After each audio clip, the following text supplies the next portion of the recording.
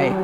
এই দুঃখ, কষ্ট, বিপদ আমাদের কোমরকে সোজা করে, আমাদের পায়ের মাটিকে শক্ত করে। চিল্লায় বলেন ঠিক কিনা? প্রতিকূল পরিবেশে কিভাবে বাঁচতে হয় এই দুঃখ কষ্ট আমাদেরকে শিখায়। এজন্য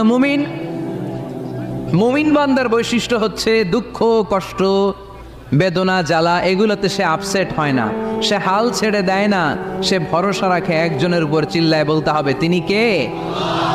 কারণ মুমিন জানে রাত্রি যত গভীর হয় অন্ধকার তমানিসা ভেদ করে সুবহে সাদিক হয়।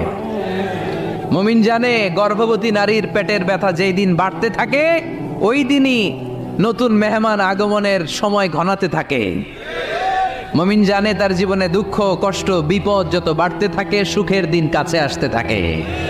এজন্য মুমিনের হারাবার কিছু নেই। ফাইন্না মাআল উসরি ইউসরা, ইন্না মাআল উসরি ইউসরা। নবী হে, কষ্টের পরেই আছে আনন্দ, দুঃখের পর